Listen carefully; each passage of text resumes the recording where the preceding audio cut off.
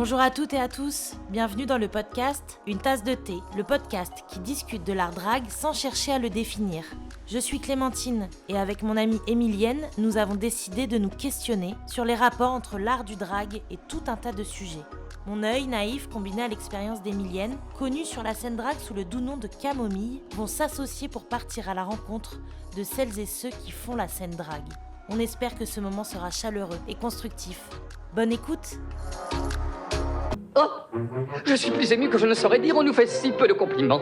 Vous devez prendre une tasse de thé. Ah oui, une tasse de thé, du bon thé bien préparé. Quand j'étais enfant, je voulais monter sur scène, mais mon rêve de petite fille d'être danseuse, chanteuse ou encore comédienne s'est peu à peu estompé à mesure que d'autres passions grandissaient en moi. Jusqu'au jour où je me suis lancée dans le drag. C'est avec le drag que j'ai pour la première fois été payée pour monter sur scène. C'est grâce au drag que j'ai pu voyager pour mon art. Pourtant, je ne considère pas que le drag soit mon métier, contrairement à nos deux invités du jour. Cookie Cunty et La Grande Dame sont deux drag queens professionnelles. Vous les avez peut-être déjà vues à la télé, croisées au détour de folles soirées parisiennes ou suivies sur les réseaux sociaux. Elles ont accepté de venir partager au micro d'une tasse de thé leurs expériences et leur parcours en tant que professionnelles d'un métier qui n'est pas encore reconnu comme tel. Alors moi c'est Yann, je suis un étudiant qui a décroché depuis quelques années maintenant. J'ai une formation en design et je fais du drag depuis quelques années maintenant, surtout à Paris. Ça a très bien marché à Paris. Mon personnage drag s'appelle La Grande Dame. Je travaille surtout dans le maquillage, la mode, avec mon image en général. Donc je fais de l'acting, de la figuration, ce genre de choses.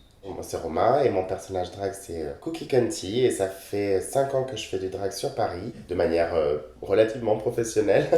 Ces temps-ci, exception en fait. C'est un personnage, c'est un peu la petite maman du peuple, c'est le personnage qui est bienveillant. On a organisé des soirées qui prennent place depuis plus de 4 ans dans Paris, la Jolie Barrée. Puis là, plus récemment, on a la Drag Me Up, c'est une compétition. On essaie de faire vivre la communauté. On vous a choisi, vous, pour justement traiter du thème de la professionnalisation de l'art drague. Mais avant tout, on voulait savoir qu'est-ce que vous vouliez faire quand vous étiez petit. Je voulais conduire des tanks, je disais. Moi, je disais à ma mère et à mes sœurs et à tout le monde que je voulais conduire des tanks. Elles pourront vous le confirmer. Mais très vite, ça m'est passé, j'ai l'impression. Tant mieux. Et je savais que ça aurait quelque chose à voir avec l'art, le dessin. Voilà. Et toi, Romain? Oh, moi, quand j'ai eu plein de phases comme ça, je pense que quand j'étais petit, je voulais être écrivain, puis poète. Puis ensuite, j'ai voulu être dessinateur. Ensuite, j'ai voulu faire de l'architecture. Puis après, je me suis dit non, fais-toi une raison, tu n'y arriveras pas. Donc, du design d'intérieur. Puis, après, paysagiste. J'ai revu mes attentes, mes ambitions à la baisse. Ensuite, ce que j'ai voulu faire, c'était du graphisme. Parce que j'avais dans mon idée, en tout cas, c'était d'apporter un tout petit peu de bonheur visuel, de beauté dans le monde. Enfin, quelque chose, voilà, d'apporter ma petite touche comme ça, créative dans le monde. Et ensuite, ma suite logique de pensée, dans mon esprit plus jeune, c'était de faire de la mode et de pouvoir apposer cette qualité de graphiste dans le vêtement ou dans le textile, parce que pour moi, c'était plus pérenne. Le vêtement, le souvenir qu'on se fait dans un habit, tout ça, tout l'émotionnel, l'affect qui peut être lié au vêtement, ouais. Et puis, écoute, j'aimais ça, mais du coup, j'ai abandonné assez facilement, parce que la compétition parisienne, quand je suis arrivé, c'était très bizarre, les écoles de mode. Mais ce qui est drôle sur cet épisode, c'est qu'on a il y a quelques similitudes dans notre parcours aussi. Les tanks, tout à fait. Ouais, c'est comme ça. On a effectivement un parcours artistique de base où on dessinait beaucoup. Oui. On s'est fait un peu Moi, je racontais par toutes ça. des histoires en fait avec mes dessins. Et je pense qu'avec le drag, au final, on raconte d'autres histoires. Comme Mais ça c'est ce que aussi. j'allais dire, le drag, ça permet aussi de raconter des petites histoires en fait. Bah, Et par le visuel et par le texte. Je pense que c'est ce qui m'a attiré. À la base, je dessinais les drag queens d'ailleurs avant de le devenir moi-même. Parce que ma sœur faisait du drag. Donc je trouvais ça super intéressant. Je n'avais pas forcément envie de faire de drag à la base. Mais du coup, je l'ai dessiné. Au final, j'ai apposé cette qualité aussi sur le maquillage et tout, pouvoir le porter ce visuel, le dessin, quoi, en gros, pouvoir l'incarner, le faire vivre dans un moment et peut-être avoir la satisfaction immédiate du retour, quoi. Ouais, c'est dans ce sens-là que je disais qu'on se ressemble beaucoup, parce que pareil, c'est en dessinant les drag queens, on C'est dessinait les mêmes d'ailleurs. un peu, mec. Ouais, c'est ça. On dessinait les drag queens de Nice. Oui, c'est vrai. Je l'avais pas percuté d'ailleurs, c'est toi qui as fait ce portrait de Betty Beach avec les couleurs vives. Et oui, parce qu'il vient de Nice aussi, du coup. Ouais, on vient. Enfin, moi j'ai ma famille là-bas, mais. On a pas mal de points en commun. Ouais. Et du coup, est-ce que vous considérez aujourd'hui que le drag c'est votre métier ? Ah oui. Ouais, Souvent les gens comprennent pas dans l'immédiat, ils sont... Mais du coup tu fais quoi en fait? Ouais, c'est ça. Je suis drag queen en fait, c'est pas une blague, c'est vraiment mon Non, mais boulot. ton vrai métier. Ouais, non, ton vrai... Oui, c'est ça, oui, ça c'est sûr qu'on Oui, l'entend. ça a dépassé le passe-temps et c'est notre source de revenus principale. Oui. C'est ce pourquoi on vit au final. C'est pour ça, moi, même les jours où je travaille pas, au final, j'ai une perruque à faire. Il y a toujours quelque chose sur le feu avec le drag. Donc, ça devient assez rapidement le centre de ta vie professionnelle parce que ça demande beaucoup de temps et que du moment où tu es un minimum passionné, oui, c'est vrai que de toute tu façon, t'y c'est consacres à 100%. chronophage de faire du drag, les projets, les looks, enfin tout, de tout mettre en place, organiser même quoi que ce soit. Oui, ça prend du temps, donc c'est vrai que ça occupe déjà une bonne partie de notre vie. Mais après, c'est aussi de toute façon de faire un métier qui est une passion aussi, c'est à double tranchant évidemment. De compter sur ta passion pour te rapporter de l'argent et des fois sacrifier certaines choses par manque de temps ou par manque de moyens ou quoi que ce soit, de devoir sacrifier un peu tes idées parce que juste, il faut aller au travail quoi, tu vois, c'est con mais... Dans l'imaginaire collectif, une drag queen, elle va sur scène, elle performe. Mais c'est pas ça le métier de drag queen, c'est pas que ça. C'est ultra polyvalent dans le sens où tu dois gérer ton image, donc ça passe par les cheveux, par le maquillage, par le fashion, tu vois, enfin tout ça. Ouais. Donc c'est plein de petits métiers, plein de petites qualités et compétences qui s'accumulent et qui se perfectionnent les unes avec les autres. Donc non, effectivement, et après comme le fait Cookie récemment, c'est comment on arrive à monétiser ce qu'on fait de mieux. Romain s'en sort excellemment bien en perruque. Il a réussi à maintenant monétiser son talent en fait. C'est toujours dur à quantifier de toute façon. Enfin, tu vois, c'est dur de vendre une idée. Enfin, c'est immatériel. Ça peut paraître des fois même superficiel, le drag pour les gens. Et non, en fait, c'est un travail. Ça prend en considération plein de corps de métier. Moi, je me considère plus comme un artisan même au final. Parce qu'on fait nos perruques, si on a l'occasion, les capacités, nos tenues, ou nos perruques d'ailleurs, le maquillage a priori. Je pense que le plaisir aussi, c'est cette étape-là de construire son personnage, c'est d'évoluer, c'est de toutes ces choses-là qui sont en dehors du juste le passage sur scène ou la présence en tant que créature. Et on se rend compte que tous les petits détails auxquels on pensait pas, mais c'est des petits trucs, c'est plein de petites choses qu'en voyant une drag queen, tu te dis pas qu'il y a tout ce travail en amont. Il y a tellement plus que le fait d'enfiler une paire de talons et d'enfiler une perruque, quoi. Il y a plein de petites compétences à acquérir. Ouais, après je dis il faut. Non, il faut pas. Il y a pas. Je pense non, pas. Non, ça peut aussi être savoir s'entourer en fait de personnes qui peuvent te faire ta perruque, te faire tes vêtements. Moi, je pense au moins qu'il faut avoir tenté de se débrouiller un peu par soi-même, je pense, pour déjà après ensuite se reposer sur d'autres personnes. Je pense que c'est important aussi de s'être construit soi-même et de savoir ce qu'on peut faire aussi soi-même et les limites de ce qu'on peut faire soi-même. Je pense qu'on n'obtient rien dans la vie, de toute façon, on va pas très loin dans la vie si on ne fait que tout seul, en fait, de toute façon, c'est sûr. Mais je pense que c'est important que ça vienne de soi-même, c'est une extension de nous. Mais après, encore une fois, il n'y a pas de prérequis pour être une bonne drague. C'est ton personnage, c'est ce que tu dégages. Après, c'est tes envies à toi. Enfin, c'est ton univers. Donc, c'est toi qui mets le temps que tu veux mettre dans ton drague. Mais il n'y a pas de prérequis. Mais c'est vrai que il y a quand même plein d'autres aspects qui gravitent autour du juste le simple fait de passer sur scène et qui sont à prendre en compte, quoi. Ouais.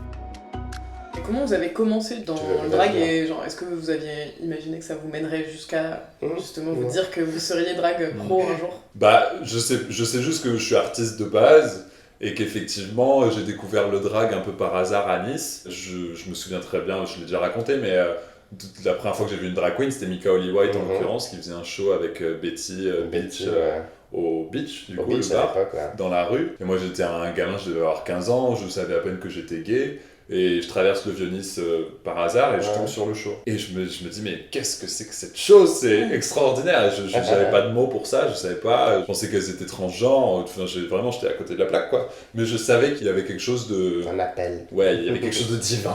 Du coup, j'étais artiste, je dessinais beaucoup, j'étais en école de design. J'ai toujours peint, sculpté. Et je me suis retrouvé pour la première fois à 18 ans dans mon appartement tout seul à Nice. Et je me suis retrouvé tous les soirs, à me maquiller devant la glace. Et voilà, donc il y avait cette question du genre aussi qui a commencé à se poser, où vraiment ça me faisait peur de me retrouver tous les soirs à me maquiller. Peut-être tu te questionnais, quoi. Ouais, pas mal par rapport à mon identité. Et je me suis dit que un soir j'allais oser sortir du coup en drague, enfin si on peut appeler ça en drague, mais oh oui. à prêter, disons, au beach justement, dans ce bar du Vieux-Nice. Et je suis sorti et j'ai très vite vu que les réactions étaient sympas, quoi, et que les gens étaient impressionnés. Voilà, et ça s'est fait un peu naturellement, j'ai recommencé. Et j'avais une vision du drag très RuPaulesque. Donc voilà, j'ai essayé, j'ai fait des erreurs, j'ai fait des trucs. Mais ça s'est fait comme ça à Nice et je regrette rien.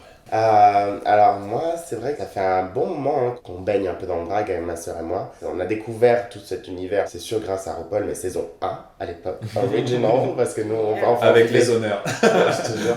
On vivait dans la Caraïbe et du coup, nous, on téléchargeait, on regardait ça en anglais, tu vois. C'était pas du tout connu, tu vois, saison 1, pas du tout. Donc c'est vrai qu'on avait découvert ça, on avait trouvé ça top, tu vois, mais autant on regardait des Project Runway ou des choses comme ça et c'était génial. Et ça, c'était un autre univers. Et ma sœur, quand elle est partie vivre à Nice, elle est partie faire ses études là-bas, elle a commencé de son côté à faire du drag. Quand je dis ma sœur, elle était assignée homme à la naissance. Après, quand elle a entamé sa transition médicale, on va dire, elle a arrêté le drag, du coup, elle a arrêté complètement. Quand elle est partie là-bas, elle a commencé à faire du drag et moi je vivais encore en Guadeloupe à ce moment-là. Et du coup je voyais tout ça de l'extérieur et je trouvais ça fun, génial. Moi qui dessinais et tout ça, c'était tout de suite une source d'inspiration, c'était génial, tu vois, de pouvoir voir ça, mais ça m'intéressait pas particulièrement de le faire moi. J'avais pas cette curiosité de le faire.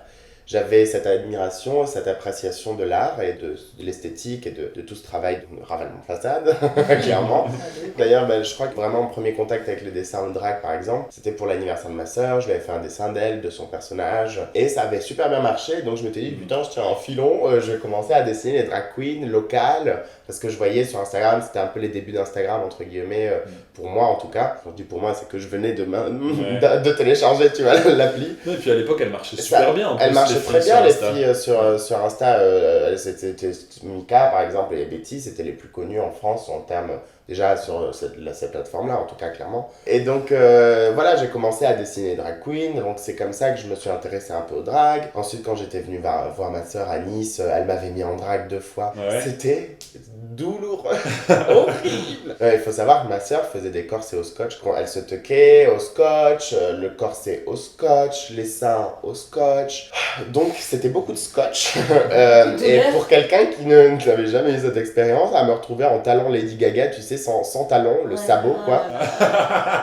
À courir, exactement, à courir en mini-jupe avec des seins comme ça, ma fille et des ongles comme ça. Bon, je ressemblais pas à grand-chose. Et donc, moi, ça m'attirait pas du tout, tu vois. J'étais en mode, mais pourquoi est-ce que tu t'infliges autant de douleur? Il faut savoir qu'elle prenait 6 heures, se préparer. Je pense pour elle, par exemple, le drag, ça a été vraiment quelque chose qui sera pour la rapprocher de sa féminité, de se connecter, voilà, avec sa féminité. Et donc, c'était vraiment un rituel pour elle, tu vois, de se maquiller, c'était. Et donc, moi, ça m'attirait pas du tout. Et je suis montée à Paris et c'est comme ça, grâce au dessin de drag et tout ça, que je suis rentrée un peu dans le milieu des drags à Paris. Parce que moi, je sortais déjà en club kid et je faisais d'autres choses à côté. Pourquoi j'ai commencé le drag? Tout bêtement, pour rentrer dans une soirée gratuitement. C'est trop triste, je sais. Non, parce qu'on m'avait empêché de rentrer à cette soirée parce que c'était la Fashion Week et j'étais pas sur liste. J'avais pas compris, c'était la première fois que je me faisais refoule d'une soirée gay, en tout cas à l'entrée, tu vois, je comprenais pas. Et donc, je me suis dit, je veux rentrer dans cette soirée. Et il y a quelqu'un qui m'a dit, il faut que tu viennes en drag, ma chérie, tu vas rentrer comme ça. J'ai fait, attends, c'est bon, je suis prête. Allez, je ferai tout. Et je suis rentrée dans la soirée, du coup, une autre fois, hein, tu vois. Ah oui. Oui, pas le soir même, t'imagines. Je suis arrivée à 6h, la meuf tellement le mec, il arrive à minuit, il rentre chez lui, il va se maquiller, il revient, tu sais, non. Et du coup, c'est quand j'avais croisé Sylvia Slot, justement, qui m'avait, dans la soirée, qui m'avait dit, mais en fait, t'es qui, du coup? Et j'ai fait, bah, c'est ma première fois, tu vois. Elle m'a fait, mais ça, c'est génial, il faut que tu continues à faire du drag. Et en fait, elle connaissait ma sœur, elle connaissait Mika, elle connaissait tout ça, et donc elle a fait, ah, mais c'est génial, t'es le petit frère d'Enora. Et ben, de fil en aiguille, je me suis aperçu que j'aimais faire ça. Avec moins de scotch, du coup. Ah oui, c'est sûr. T'as dit le mot tuck. Pour les auditeuristes qui ne connaissent pas forcément le vocabulaire du drag, est-ce que tu peux expliquer ce qu'est le tucking? C'est une technique qui consiste à dissimuler de la meilleure façon qu'on puisse, tout dépend de l'engin, ses attributs a priori masculins, avec du scotch, des adhésifs, et de les ranger tout nettement, tout plat. C'est l'origami. C'est de l'origami du penny. En plus, c'est vrai que je pense que d'ailleurs, au début, quand j'ai commencé, je faisais un peu un rejet de l'hyperféminité, des choses comme ça, parce que je savais aussi ce que ma sœur se faisait subir avec toutes ces choses-là. Et donc, je voulais rester dans un personnage plus créature, plus club kid. Bon, au fur et à mesure, ça a évolué. Et aussi, bon, bah, c'est con, mais ça marche pas autant en fait d'être créature. C'est bête, mais c'est vrai. Une créature, elle est moins considérée qu'une drag queen parce qu'ils estiment que la transformation, elle est pas aussi impressionnante.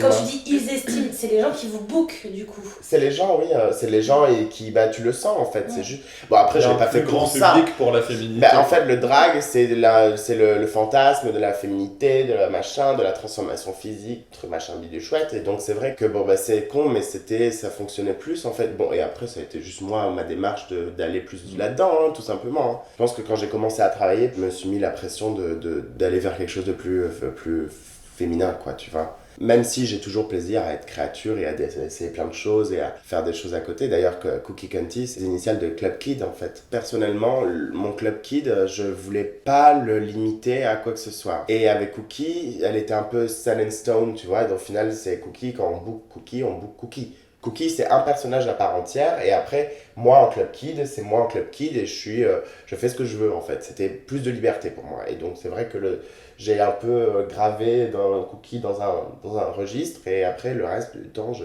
Oui, t'as très rapidement segmenté en fait entre ce que tu vas faire en tant que drag queen professionnelle et ce que toi, dans ton loisir... Oui, mon plaisir de faire ce que je veux, quand je veux, comment je le veux et là qu'on ne puisse pas m'imposer à quoi je dois ressembler. D'ailleurs, pendant un moment, Cookie c'était la drague et Cunty c'était le Club Kid.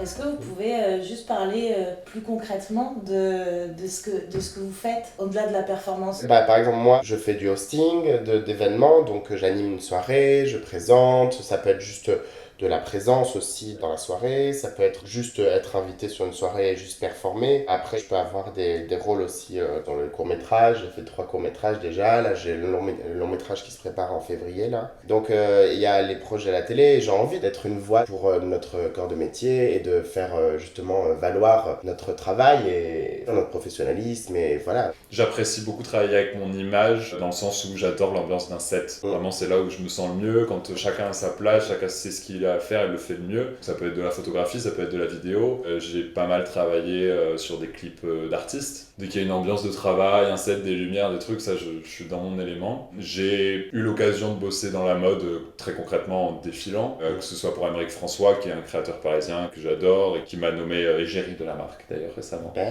J'ai défilé pour Jean-Paul Gaultier, voilà. Donc j'aspire à faire plus de ça, à défiler. À côté de ça, je performe aussi. J'ai vraiment appris à aimer ça cette dernière année et un peu l'année dernière. Je me suis beaucoup amusé au détour des Manlyland qu'on faisait avec des queens parisiennes. J'ai mon binôme Alice Saiko qui est toujours là avec moi pour ces soirées-là qu'on fait. C'est vraiment que des super moments. Voilà. Là, dernièrement, j'ai tourné du coup dans le court-métrage de Hugo Bardin. Donc ouais, j'aspire aussi à me rapprocher peut-être du cinéma et voilà. C'est vrai que y a des limites, tu vois, juste au club, au milieu de la nuit. Donc c'est vrai que c'est intéressant de pouvoir explorer son personnage, le transposer sur d'autres médias et d'autres choses qui ressortent du milieu de la nuit et qui peuvent toucher plus de monde ou un public en tout cas qui n'est pas connaisseur justement et sensibiliser des gens qui jamais auraient eu l'occasion en fait de voir des drag queens, tu vois. Et même d'amener artistiquement dans d'autres secteurs artistiques vos savoir-faire. Oui, voilà. Et puis voilà, c'est un challenge et c'est intéressant. De toute façon, nous du coup on cultive des compétences que requiert le drag et je parlais de monétiser tout à l'heure mais en fait voilà, là on a connu une période vraiment hardcore. Voilà, on a juste moi je sais que j'ai monétisé le fait que je m'en sors pas mal en make-up parce que je dessinais avant et que avec le drag, j'ai évolué pas mal niveau make-up. J'ai fait pas mal de tournages où j'étais juste make-up artiste. Alors effectivement, je travaille pas avec mon image, c'est pas la grande dame ça me fait pas de pub.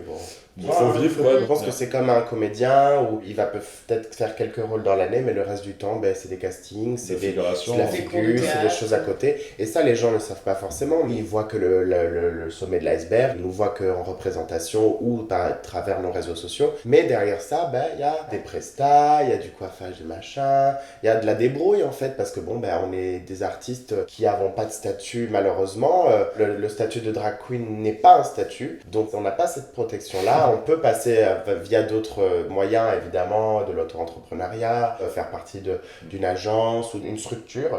On est toujours obligé de faire des détours, quoi, pour avoir... c'est le chemin de traverse, quoi. On n'a pas un statut reconnu en tant qu'artiste drag queen. Parce qu'on n'est pas attribué à un lieu, on est itinérant, on n'a pas les cabarets, on n'a pas cette structure où on fait un show toutes les semaines dans le même endroit ou 4 fois par semaine dans les mêmes endroits avec les mêmes costumes, le 4 numéros par an qui tournent, enfin tu vois ce que je veux dire. D'ailleurs c'est très cruel parce qu'en fait... là tu fais référence au statut de transformiste qui existe... Pas forcément non, même par exemple je parle d'artiste résident en fait. Oui, d'artiste résident, c'est ça en fait. Les drag queens on les attend toujours avec la nouveauté, de différentes chansons, différents looks, on nous laisse pas trop de marge d'erreur en vrai. Puis ce qu'on fait, nos activités vraiment évoluent au final. Ce que je fais aujourd'hui, je le faisais pas du tout il y a 1 an et demi. Très bon exemple de ce dont on est en train de parler. J'ai créé mon entreprise il y a 1 an et demi de ça maintenant ça me permettait de faire des factures tout simplement. Je n'avais pas droit à l'intermittence du spectacle parce que j'avais pas fait assez d'heures. Donc ma seule solution pour facturer c'était d'ouvrir mon entreprise. J'ai ouvert mon entreprise, on m'a demandé mes activités pour savoir dans quel secteur me mettre. Et j'ai mis transformisme, performance et maquillage parce que ça m'arrive aussi pas mal de maquiller d'autres personnes. Je te jure, ça a perturbé dans le truc, ils m'ont mis en soins de beauté.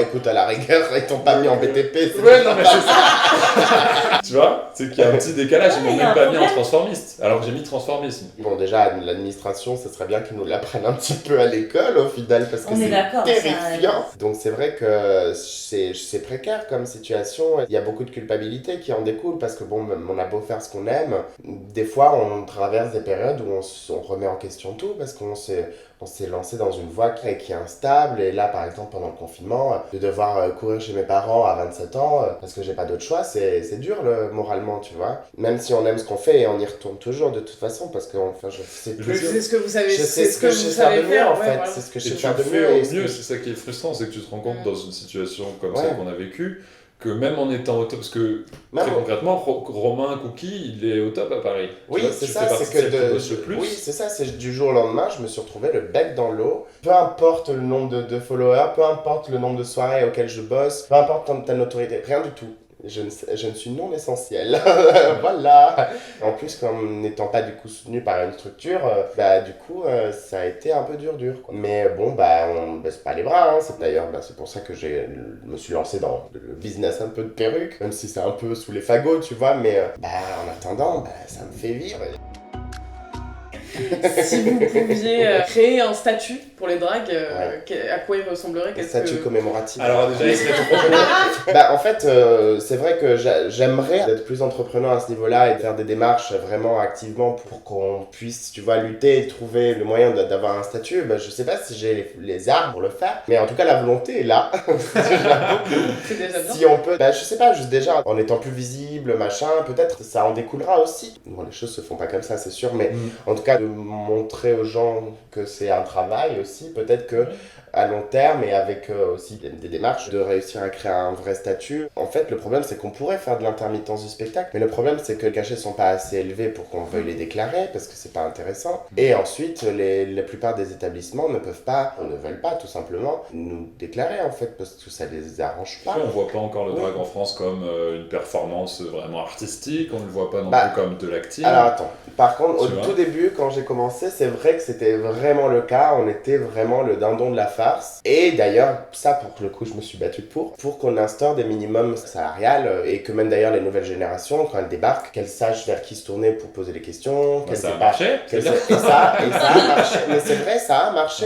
On a instauré des minimums de paiement, des choses qui ne sont pas acceptées par les drags. On a réussi à éduquer les nouvelles générations à pas prendre tout et n'importe quoi pour rien et rien du tout. Même si chacun fait ce qu'il veut. Par exemple, sur Paris, la situation, c'est que il y a tellement d'établissements et le public est quasiment là que en fait il faut pouvoir justifier du pourquoi du comment tu demandes temps et temps et temps, tu vois. C'est aussi parce qu'il y a beaucoup de dragues. Voilà, maintenant il y a beaucoup de dragues et voilà, le problème c'est que ça tire les prix vers le bas, elles arrivent avec des trucs superbes parce que du coup elles ont que ça à faire et elles ne se font pas payer, donc en fait pourquoi est-ce qu'ils viendraient vers quelqu'un qui fait ça professionnellement? Oui, ça en fait ça nous décrédibilise, ça amoindrit l'effort et le travail qu'on fournit. Je dis pas qu'il faut être strict et tu vois, et formel surtout, mais au moins avoir le respect de savoir pourquoi tu fais du drag aussi, est-ce que tu veux te professionnaliser plaît ou pas. Est-ce que tu le fais juste par plaisir? Dans ce cas-là, n'accepte pas forcément du travail, entre guillemets. En tout cas, si tu acceptes, sois en mesure aussi d'être sérieux, professionnel, à l'heure, pas faire n'importe quoi. Enfin, toutes ces choses-là, c'est à prendre en considération parce qu'on a quand même lutté pour déjà être reconnu. Mais encore une fois, il suffit de peu pour qu'on soit pas pris au sérieux, tu vois, à nouveau. Et d'ailleurs, la plupart du temps, des événements ou des boîtes ou des orgas de soirée qui font appel à des bébés drags parce que du coup, elles ont tiré les prix vers le bas, machin. En général, ils reviennent la queue entre les jambes vers les gens qui connaissent déjà et qui travaillent. Ouais, c'est ce que j'allais dire, c'est pour ça que je suis pas tout à fait d'accord avec toi, dans le sens où de toute façon, tu vois, Oui, c'est évidemment. des réglos, que Non, on te évidemment. voit tout simplement, qu'on te reconnaît. En fait, le drag, c'est quoi? On Oui. vend notre image, tu On vois. vend notre personnage. Donc c'est oui, toi c'est qu'on va sûr. vouloir booker, et si Oui, on te veut vraiment évidemment. toi, on va mettre le prix. Non, je parle, c'est plus en termes d'éthique, mais en termes de inconscient collectif, tu dévalues en fait notre travail. Si tu te donnes, c'est comme un graphiste qui va faire des dessins à 50 €, alors que derrière, il y en a d'autres qu'il faut bien qu'ils vivent, mais du coup, ils vendent pas parce que forcément, il y a l'autre qui fait son truc à 50 €, tu vois. Ça veut pas dire qu'il est moins bon. Après, Ça veut pas Ouais. dire qu'il bosse moins d'heures en plus. Enfin, tu Eh vois, ben c'est non, genre, c'est ça, il y a c'est un juste temps de que travail. des fois, juste pour avoir le plus d'occasions possible, parce qu'il y a Ouais. un peu un facteur d'avidité de je commence, du coup, on me propose tout, donc je prends tout, tu vois. Ce que je comprends, moi, au début, je disais pas difficilement non, parce que des fois, tu disais non et on te contactait pas pendant un an. C'est important au début de commencer, de se montrer dans des événements, des Bien choses sûr. comme ça, mais du moment où on fait appel à toi et qu'on te demande de travailler, dans ce cas-là, je suis désolé, tu peux pas te brader. C'est si toi, par plaisir, tu t'amuses, tu vas dans une soirée, t'es en drague, tu fais ce que tu veux, soit tant mieux pour toi, enfin, genre génial. Mais du moment où on fait appel à toi, c'est du travail. Et dans ce cas-là, tu peux pas faire du travail dissimulé. C'est pas le monde des bisounours, c'est un organisateur de soirée qui monétise sa soirée, qui gagne de l'argent sur une soirée, il fait appel à un artiste ou une artiste. Oui, il faut installer Payé. une éthique de travail Voilà, un peu c'est ça. universelle pour C'est le le drag. plus important pour moi quand c'était nos premières luttes un peu en tout cas sur Paris, c'était de faire en sorte qu'on soit pris au sérieux, quoi. Mais ça irait vachement en fait avec cette histoire de statut, quoi. S'il y Oui, avait bien un sûr. statut, ça aussi, Évidemment, ça créerait mais bien sûr, évidemment, du un fait qu'on n'ait pas de fonctionnement, en fait, statut, simplement. on n'est pas pris au sérieux. Après, c'est vrai que ça se fait au cas par cas, donc c'est vrai que des drag queens qui travaillent de là depuis longtemps, qui sont professionnelles et sérieuses et machin, et qui ont un bon parcours de travail, ils sont pris au sérieux parce qu'ils sont pris à leur juste valeur, entre guillemets, considérés. Mais au tout début, on était juste une drag queen, en fait. Après, on te prend pour être toi. Mais il faut aussi que dans l'inconscient collectif, ils considèrent toutes les drag queens qui ont pour but de se professionnaliser comme des personnes... Ouais, il faudrait que par des défaut, personnes on à traite part la entière. drag queen comme une personne qui travaille, au lieu de Oui, par ou défaut en tout la cas prendre déjà- comme quelqu'un qui s'amuse, quoi. Voilà, c'est ça, c'est de pas forcément partir du principe que de toute façon, c'est ta passion, tu fais ça Mm. pour le plaisir, Oui, de toute oui. façon. Non, Pourquoi en tu fait, veux de Ouais, l'argent sur Pourquoi un tu- film 50 balles, pourquoi c'est tu bien, fais ta radasse, tu vois, enfin, c'est genre non, en fait, je suis désolé, tu fais appel à moi, il est hors de question que je fasse du travail gratuitement. Si moi je veux le faire de moi-même et faire des trucs, ça me regarde, mais je ne te dois rien en fait. Si tu fais appel à moi, je serai à l'heure, moi je ferai mon travail, il n'y a pas de raison que tu me payes un an après. Bah, c'est Ça comme m'est un arrivé, hein. C'est comme un Ça m'est photographe qui adore la photographie, qui en fait lui-même avec son temps, ça de le son regarde. temps libre. Ouais. Et un mec qui a besoin d'un photographe, il va dire oui, mais de toute façon, des photos. T'aimes ça, tu fais tes T'en petites fais tout fleurs. le là, week-end, en là, bas. je te vois sur Instagram, Bah des oui. photos, tu t'amuses bien. Bon, Tu si fais je te tes file macros 50 des balles, Tu fais tes macros des tu le petits fais pour moi là, c'est bon. Tu vois. Ça pose problème. Oui, Oui, c'est ça, mais oui, bon, oui. encore une fois, je pense que c'est relatif à tous les corps de métier dans l'artistique. Ouais. C'est que c'est tellement ça peut paraître impalpable, un peu, tu vois, un peu immatériel. Ouais, C'est un service. c'est difficile. Oui. Oui, voilà. Oui, c'est et même difficile pour un artiste, c'est difficile aussi de connaître ses monnayer prix son truc et puis- de... Oui, parce qu'au début, il y a un Quand peu de tu te gêne, lances il y a aussi, un c'est peu de compliqué, gêne, de ouais, se voilà. dire, écoute, je vaux ça, évidemment, tu vois, mais en tout cas, déjà, de ne pas accepter des cacahuètes. Et c'est pour ça qu'on a instauré ces minimums, pour que moi, elle sache que dès le départ, c'est ce minimum-là, et tu ne vaux pas moins que... Oui, parce que ça implique l'artiste, mais ça implique les autres en Oui, fait aussi. c'est ça. Il y a un truc collectif, ça serait bien que ce soit des fois plus présent. Si on veut faire survivre le milieu et si on veut lutter pour avoir un statut, il faut que tout le monde en soit raccord, en tout cas toutes les personnes qui ont une volonté de se professionnaliser dans le drag. Vous avez un petit peu évoqué précédemment que effectivement ça a été une période compliquée, 2020. Bon, notre dernière question, elle est un peu sur la façon dont éventuellement vous voyez l'avenir. Non, Et, j'ai l'espoir. Là, il y a eu un petit peu d'activité pour moi en tout cas. Après, je fais partie des privilégiés à Paris et en général, voilà, parce que j'ai bossé du coup sur le court-métrage. Parce qu'elle j'ai est fait grande, pas mal blanche de et fine, tournages. c'est ça. Ouais, Et c'est un peu jeune. ça. White privilege. Mais c'est vrai, non, c'est vrai. Et voilà, j'ai fait des tournages avec une société de production, donc j'ai rentré un peu des sous. J'espère que je vais pouvoir magouiller comme ça au final, parce que c'est du bricolage, c'est pas ce que je fais de base, et j'espère pouvoir bricoler encore un petit peu. En attendant que ça s'installe, qu'on ait le vaccin, je pense que dès qu'on aura le vaccin, on va vacciner les personnes à risque, que voilà, les clubs vont bien réouvrir un jour. Moi, je me fais pas de soucis pour nous individuellement. On a toujours su se débrouiller, donc on se débrouillera toujours. Mais dans le sens, on sait se débrouiller, donc c'est pas le problème. En tout cas, je parle pour moi, là, je me laisserai jamais aller non plus, je me laisserai pas tomber dans la misère. De toute façon, j'ai ma famille aussi qui ne me laissera jamais tomber dans la misère non plus. J'ai cette chance-là, mais moi, ce qui me terrifiait, et ce qui est un peu le cas, au final, ça se dessine un peu comme ça, c'est nos espaces, nos safe space, les lieux qui nous accueillent, tous ces établissements et toutes ces personnes qui, au final, sont acteurs de la nuit et du milieu queer et gay. En fait, ils vont peut-être pas survivre, en fait, à ça, et c'est ça, moi, en fait, qui me terrifiait plus qu'autre chose. J'en parlais avec des potes il y a pas longtemps, c'est vrai qu'il va y avoir un changement dans le paysage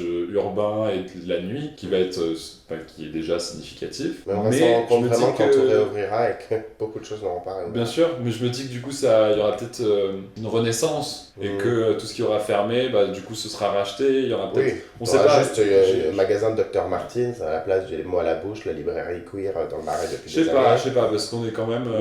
non. Moi je suis positif, je suis ambitieux. Voilà, je préfère être pessimiste et être surpris que de me faire trop d'idées. Mais j'espère qu'il y aura toujours de nouvelles occasions et de nouvelles fleurs qui écloront. On n'est pas voué à l'auto-apitoiement et l'autodestruction, enfin tu vois, la dégradation. On va toujours renaître, c'est sûr. T'as des phénix. Mais ouais, écoute, on verra bien. Pour la conclusion, on demande aux artistes de préparer une petite carte blanche. Je pense que si vous voulez vous lancer, en tout cas si vous avez en but de vous professionnaliser, d'ailleurs dans quelque milieu qu'il soit artistique, c'est de se donner les moyens, se donner à fond et aussi d'être réaliste et de savoir vraiment peser le pour du contre. Je pense que l'idéal c'est d'avoir un job fixe pour faire du drag, je veux dire, et de faire du drag à côté. C'est dur de ne vivre que de ça. Après, j'ai espoir que maintenant on puisse le faire, tu vois, plus. Mais c'est pas nécessairement une suite logique au fait de faire du drag que de se professionnaliser, je veux dire, ou d'en vivre. En tout cas, il faut que ça reste encore léger aussi, que les gens puissent aussi juste profiter et vivre cette expérience de façon qui n'est pas d'enjeu économique nécessairement en drag, parce que c'est créatif, c'est artistique, et c'est bien aussi que ça puisse le rester. Regardez en tête qu'il y a différents profils. On a des potes qui effectivement ont un boulot tous les jours. Moi, je sais que j'ai joué un petit peu sur 2 tableaux en voulant continuer les études en même temps que le drag commençait à bien fonctionner. Mais du coup, je bâclais les deux. Le drag, je le faisais, sauf que des fois, je pouvais vraiment pas parce que j'avais pas de fossiles. Les études, t'imagines. Les chaussures des fois. Voilà. Les chaussures.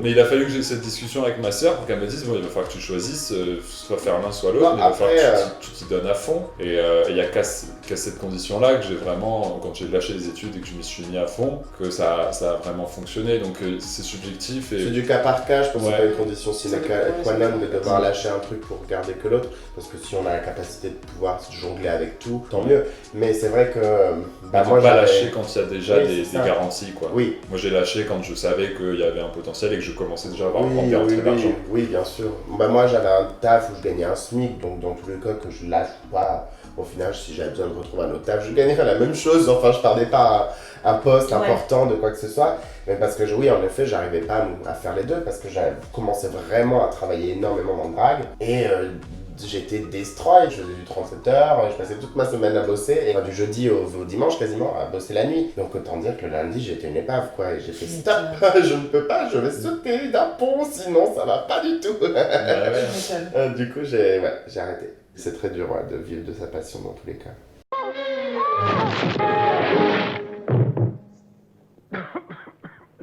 Bien. Alors, mais tu tombes à pic pour le thé, mon garçon.